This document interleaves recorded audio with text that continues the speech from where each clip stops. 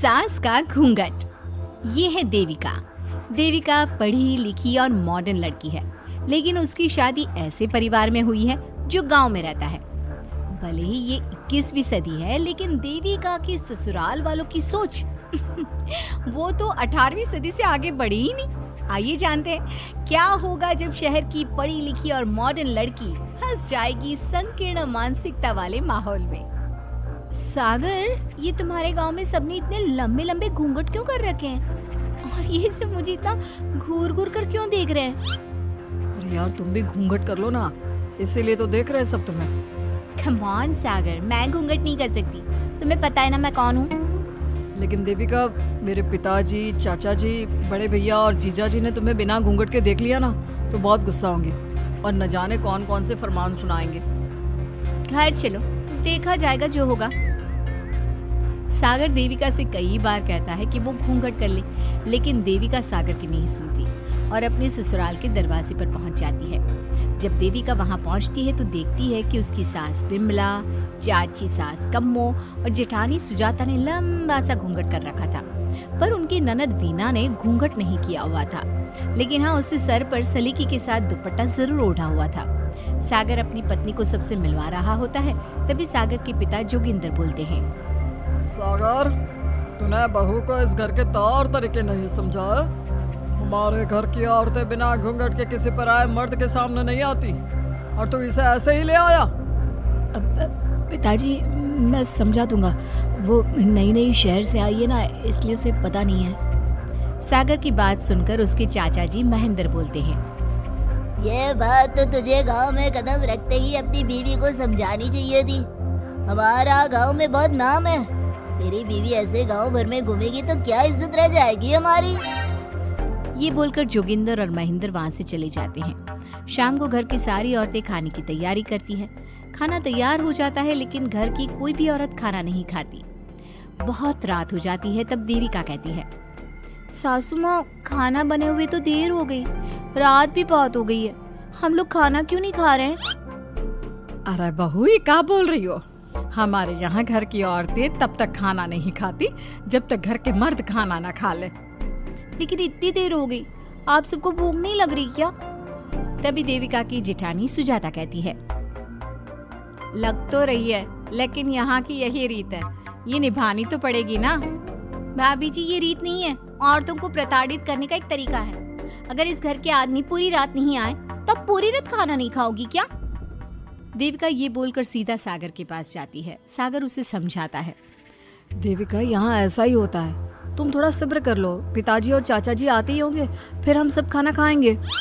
सागर देविका को समझा ही रहा था, तभी देविका की ननद वीना आकर कहती है, सागर, खाना खाने आ जाओ, पिताजी और चाचा जी आ गए हैं। चलो देविका, तुम्हारा इंतजार खत्म हुआ। सागर खाने के लिए बैठ जाता है। जब सब खाना खाने बैठते हैं तो देविका भी बैठ जाती है। सागर धीरे से उसे कहता है, अरे देविका, ये क्या कर रही हो? तुम इस तरह हमारे साथ खाना नहीं खा सकती। अगर क्यों सागर, मुझे भूख लगी है, सब लोग खा रहे हैं तो मैं क्यों नहीं खा सकती? ये हमारे घर का नियम है, पहले घर के आदमी खाते हैं और बाद में औरतें। लेकिन सागर, हमारे घर में तो ऐसा कोई नियम नहीं है। देविका और सागर में बहस छिड़ जाती है। तब सागर का बड़ा भाई कहता है, सागर, तेरी बीवी को एक बार में समझ में नहीं आता क्या कि इस घर की औरतें मर्दों के खाना खाने के बाद ही खाना खा सकती है? भैया, मैं देविका को यही समझा रहा था। मुझे तो लग रहा है कि इसके दिमाग में कोई बात ही नहीं बैठती एक बार में। भैया, मेरे दिमाग में बात तब बैठेगी ना जब आपकी बात कोई ढंग की होगी। अरे आखिर क्यों घर की औरतों को आप लोगों की बात खाना मिलेगा? हाँ, अब से पहले घर की किसी औरत ने घर की किसी मर्द से इस लहजे में बात नहीं की थी, इसलिए वो सब देविका की बात सुनकर हैरान रह गए। तभी सागर की जीजा और वीना के पति कल्याण जी कहते हैं, ये क्या है सागर, इस घर की दीवारों को औरतों की इतनी ऊंची आवाज सुनने की आदत नहीं है। अपनी बीवी को बोल जरा होश से काम ले और चुपचाप चली जाए। क्यों चली जाऊं मैं चुपचाप? इस घर की औरतें आपकी हर बात बर्दाश्त कर लेंगी, लेकिन मैं शहर की पढ़ी लिखी लड़की हूँ। आपके कोई भी फालतू के रीति रिवाज मैं नहीं बर्दाश्त करने वाली। इस तरह देविका ने सारे घर की औरतों के लिए मिसाल पैदा कर दी। जोगिंदर के घर में पहली बार किसी महिला ने विरोध का स्वर उठाया है, ये बात घर के किसी मर्द को बर्दाश्त नहीं हो रही है। तभी जोगिंदर कहता है, महेंद्र, मोहन, इस बेशर्म लड़की को कमरे में बंद कर दो और आज इसे कोई खाना नहीं देगा। अगर किसी ने इसे खाना दिया तो मैं उसे जिंदा नहीं छोड़ूंगा। महेंद्र और मोहन उसे कमरे में बंद कर देते हैं और उसे खाना भी नहीं देते। रात के 3 बज जाते हैं। भूख की वजह से देविका को नींद भी नहीं आती। तभी उसे कुछ महसूस होता है। ऐसा लग रहा है कोई दरवाजा खोल रहा है, लेकिन इतनी रात को कौन हो सकता है? कहीं सागर तो नहीं?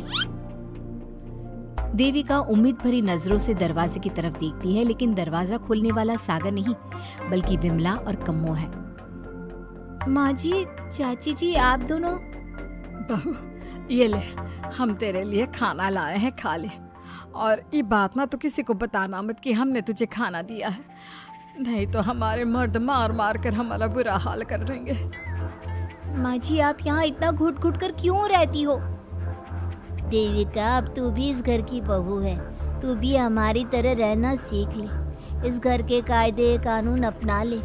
इस घर के मर्द तो कभी बदलने वाले हैं नहीं बहू, तो तू ही बदल ले अपने आप को। माँ जी, बदलाव अच्छे के लिए हो तो हमें बदलना चाहिए। बेकार और बेतुकी की बातों का तो विरोध करना चाहिए। दोनों ने देविका को समझाने की कोशिश की, लेकिन देविका ने उल्टा उन्हें ही समझा दिया। इसी तरह एक दिन देविका किसी बात पर जोर जोर से हंस रही थी। तभी देविका की सास विमला ने उसे टोकते हुए कहा, अरे बहू, तू इतनी जोर जोर से क्यों हंस रही है? हमारे घर की औरत इतनी जोर जोर से नहीं हंसती। विमला अपनी बहू को समझा रही थी कि तभी महेंद्र बोलता है, अरे कम्मो, कौन है ये औरत जो बेशर्मों की तरह जोर जोर से हंस रही है? तभी कम्मो और देविका बाहर आ जाती हैं। जी, वो मैं हंस रही थी चाचा जी। अब आप लोग हंसने पर भी पाबंदी लगाओगे क्या? तुम जैसी बदतमीज लड़कियों से मैं बात नहीं करना चाहता, लेकिन कान खोलकर सुन लो, इस घर की औरतें इतना जोर जोर से नहीं हंसती। और हाँ, तुम्हें पहले ही बता चुके हैं कि इस घर की दीवारों को औरतों की तेज आवाज सुनने की आदत नहीं है। इस घर की दीवारों को आदमियों की ऊंची आवाज सुनने की आदत है, लेकिन औरतों की नहीं। चाचा जी, आपके घर की दीवारें तो बहुत दोगली है। हर पाबंदी औरतों के लिए क्यों चाचा जी? औरतें ये नहीं कर सकती, औरतें वो नहीं कर सकती। औरतें सांस ले सकती है या उस पर भी पाबंदी है?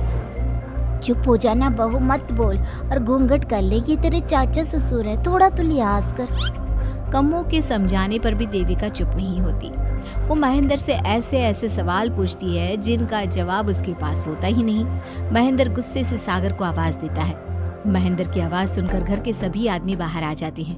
जी चाचा जी, आपने बुलाया? अपनी मुंह जोर बीवी को यहाँ से ले जाने तो कुछ अनर्थ हो जाएगा। क्या हुआ चाचा जी?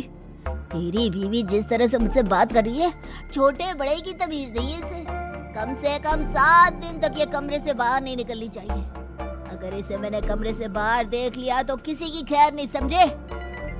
पर मैंने कुछ गलत नहीं बोला। सागर, जो सच है मैंने वही कहा है। देविका, चलो मेरे साथ। लेकिन सागर, मेरी बात तो सुनो। सागर देविका को वहां से ले जाता है। इसी तरह से कई दिन बीत गए। अब देविका अपने ससुराल में हर गलत बात का विरोध करने लगी, लेकिन जितना ज्यादा वो विरोध करती, उसके ससुराल वाले उस पर उतना ही ज्यादा अत्याचार करते।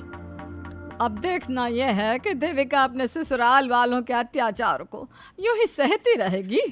क्या उसके ससुराल में घूंघट में औरतों का दम इसी तरह घुटता रहेगा?